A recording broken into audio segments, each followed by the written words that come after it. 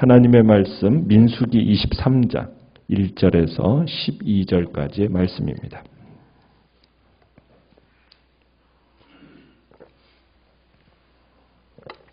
민수기 23장 1절에서 12절의 말씀 교독하겠습니다. 발람이 발락에게 이르되 나를 위하여 여기 제단 7을 쌓고 거기 수송아지 7마리와 순양 7마리를 준비하소서 하매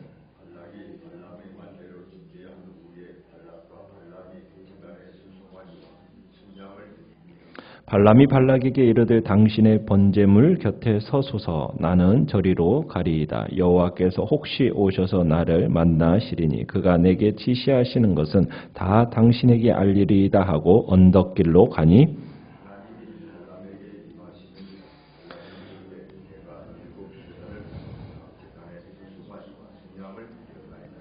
여호와께서 발람의 입에 말씀을 주시며 이르시되 발락에게 돌아가서 이렇게 말할지니라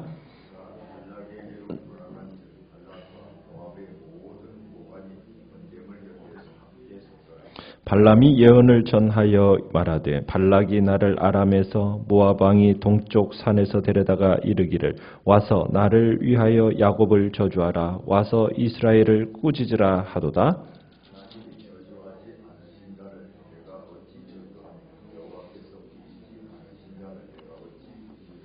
내가 바위 위에서 그들을 보며 작은 산에서 그들을 바라보니 이 백성은 홀로 살 것이라. 그를 여러 민족 중에 하나로 여기지 않으리로다.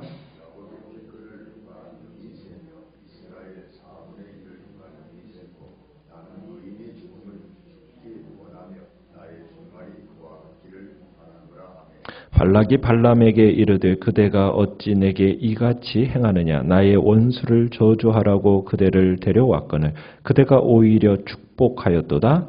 발람이 대답하여 이르되 여호와께서 내 입에 주신 말씀을 내가 어찌 말하지 아니할 수 있으리까. 아멘. 오늘 말씀의 제목은 내 입에 주님의 말씀을 이라는 제목으로 말씀을 나눕니다.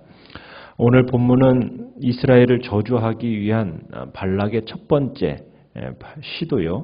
또 그에 대한 발람의 1차 예언을 노래하고 있습니다.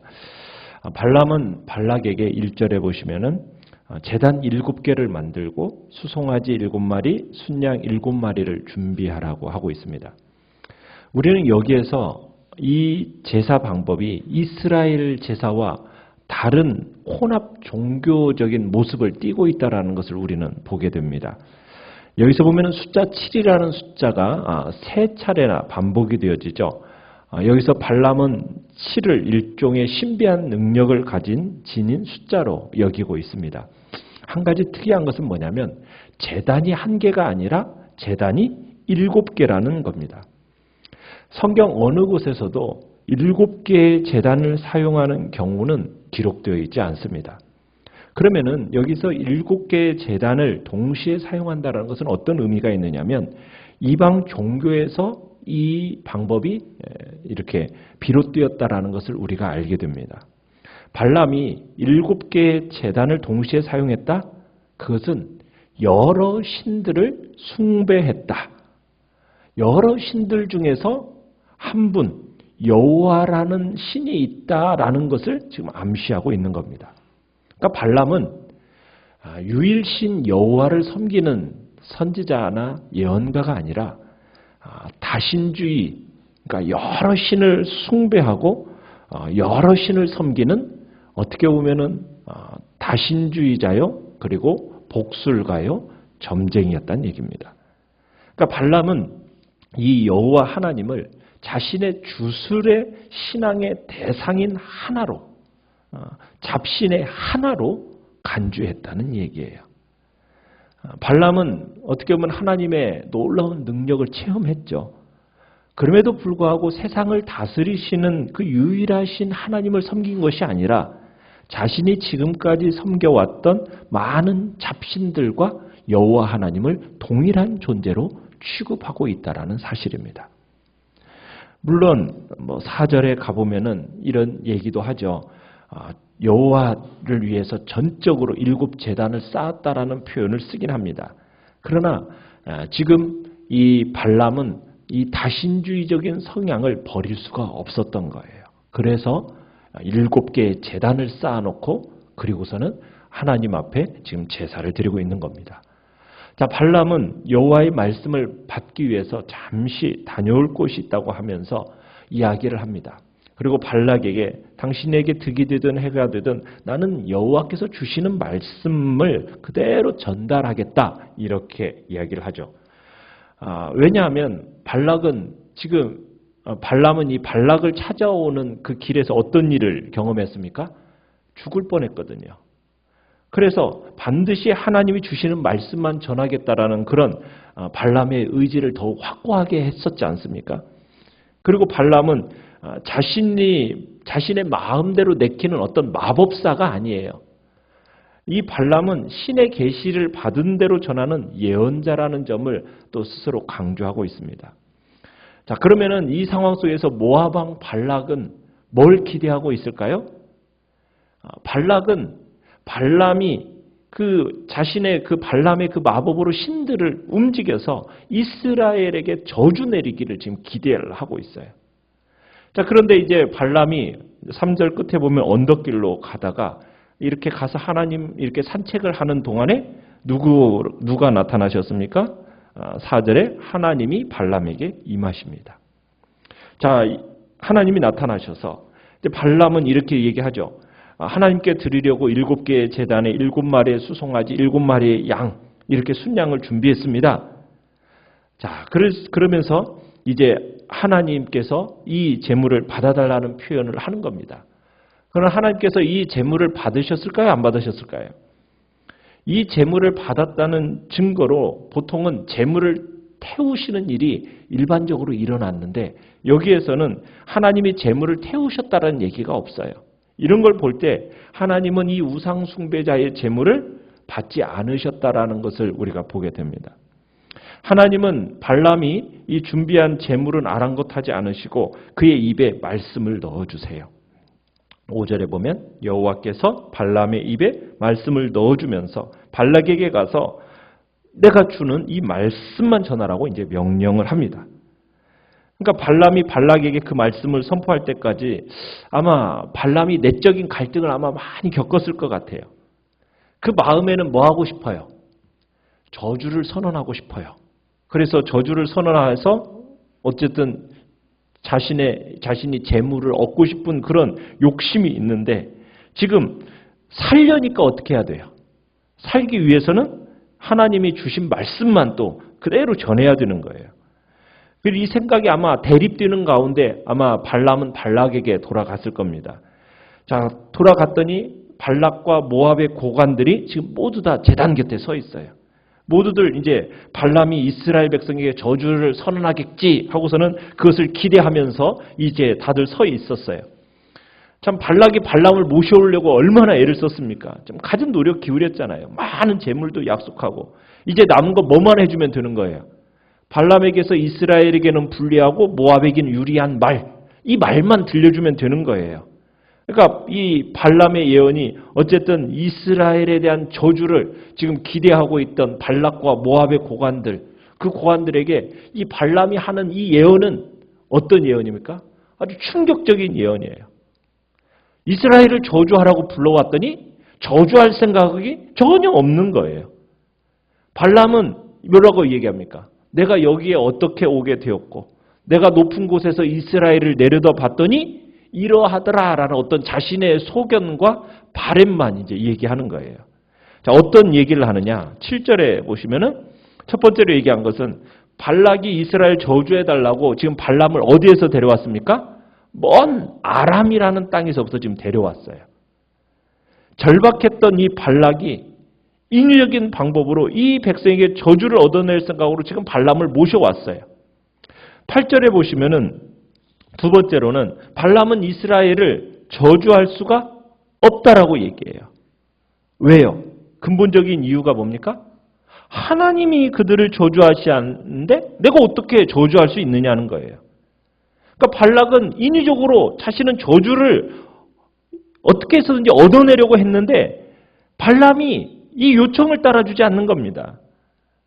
그러니까 발람은 모압 사람들이 생각하는 것과 같은 마법사가 아니었던 거예요. 발람은 이스라엘에 대해서 하나님이 주시는 계시만을 전하는 예언자일 뿐이었다는 거죠. 세 번째로 9절을 보시면은 이스라엘은 매우 특별한 백성이라고 발람이 예언해요. 발람이 보기에 이스라엘은 세상 민족과 다르다라는 거예요. 이스라엘도 자신들과는 세상 민족들과는 동급이라고 생각하지 않는다는 거예요. 왜 그럴까요?